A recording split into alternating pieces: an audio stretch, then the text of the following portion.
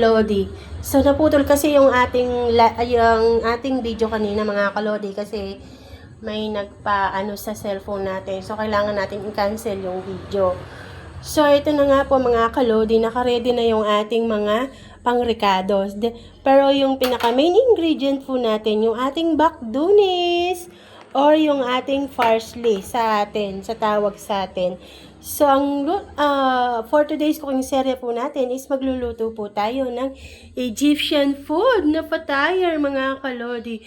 Pero dahil nga po tayo ay Filipino, we usually eat with the rice mga kalodi. So, kung sa Middle East po is or sa Egypt po is ang ginagawa nila sa ulam po natin for today with kubos mga kalodi.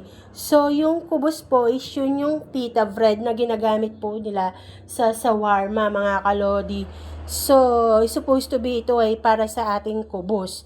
Then kung kumakain po tayo sa Pilipino with the rice, so kakainin natin to with the rice. So, ang tawag po natin dito is fatire mga kalodi. So, nakapagpainit na po pala ako dito ng mantika.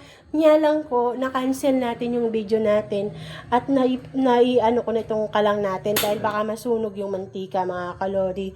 So, gaya nga po ng sabi ko mga kalodi, kailangan muna natin i-fry yung ating mga patatas before po tayo maggisa or magsaute ng ating mga ingredients mga kalodi. So, samahan niyo po ako. So, I need to do first is to wash my hand mga kalodi. At dahil wala tayong selfie holder, busy yung isang kamay natin sa ating sa cellphone mga kalodi. So, yun mga kalodi. Busy ako, So, yun mga kalodi. Kailangan muna natin i-deep fry yung ating patatas.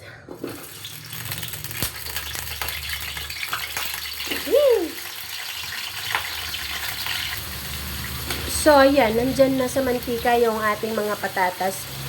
I-golden brown lang natin yan ng bahagya, mga kalodi. Then, after nyan, tatanggalin natin siya. At magigisa na tayo ng ating giniling, mga kalodi. Yung ating fatire for today, fatire without kubos tayo. So, we eat it with the rice, mga kalodi. So, isipin nyo na lang po na dinala ko kayo sa Egypt. For the go! So, yan. Ito na yung good timing na pwede na natin iahon yung ating mga potato, mga kalodi. So, start na tayo magpisa.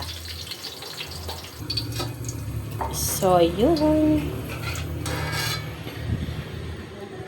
So, yan. Need na tayong maggisa ngayon ng ating garlic.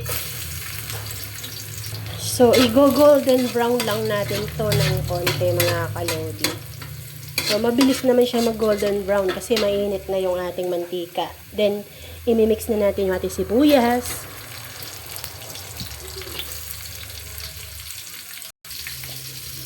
So, yan mga kalodi. Then, it's time to put na rin yung ating giniling mga kalodi.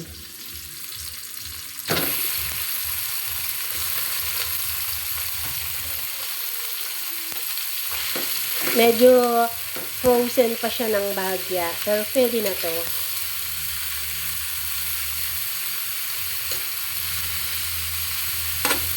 Then, time to put na yung ating cayenne powder at saka yung ating paprika. So, while hindi pa siya naluluto, kailangan na natin lagyan yung mga spices para yung mga spices is manuot sa lasa ng ating giniling.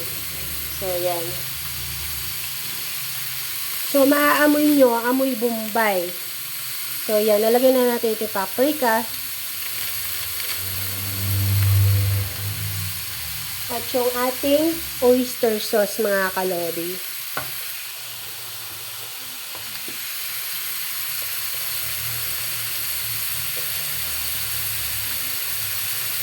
Yan. Then, maglalagay na rin tayo ng hot sauce, mga kalodi. Hindi naman to talaga spicy. So, yung inahabol natin sa hot sauce is yung lasa niya mga kalodi. May kakaibang lasa kasi to sa Middle East. Taste talagang yun yung hinahanap nila.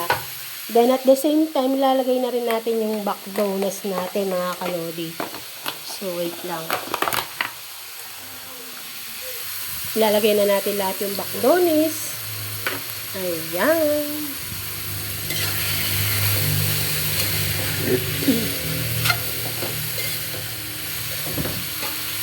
So, yan. Maglalagay na rin tayo ng black pepper, mga kalodi. Powder at yung ating pampalasa na magic sarap.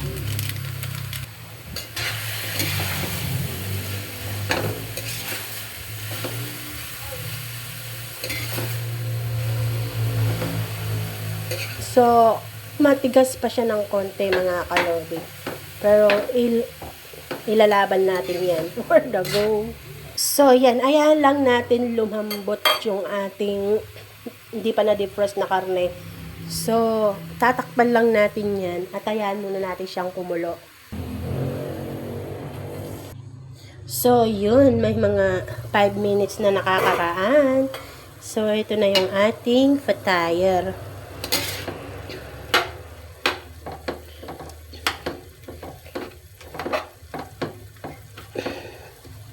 Ito yung part na matigas eh. So, eto na. Then, ilalagay na natin yung ating mga potato, mga kalodi.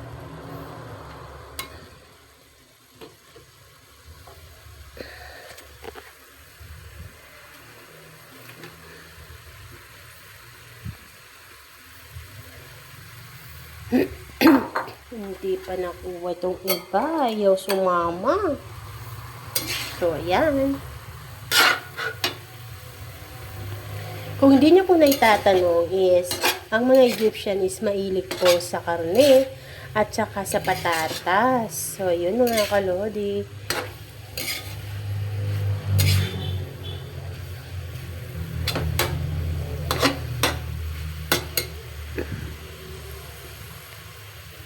So, this is my original recipe mga kalodi from Egypt.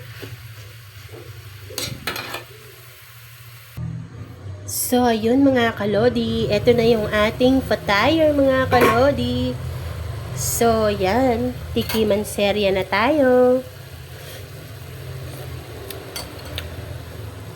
Sobra ang sarap mga kalodi. 2 thumbs up mga kalodi. Kung sinasabi po ninyo na masarap para sa akin, then pag kayo tinry ninyo tong recipe na to, then hindi kayo nasarapan mga kalodi. Siyempre, kung gagayahin nyo rin po tong recipe nito or itatry nyo rin po tong recipe nito, dapat po kung ano yung ingredient na nilagay ko, ganun din po yung ilalagay ninyong mga ingredient mga kalodi. Para masabi po ninyo na yung lasa niya is masarap talaga. Kasi talaga pong yung ingredient is yun po yung ginamit niya mga kalodi. So, yun, hanggang dito na muna. Thank you for watching. Ingat po lagi. Abangan nyo po yung another cooking series natin for tomorrow. Bye!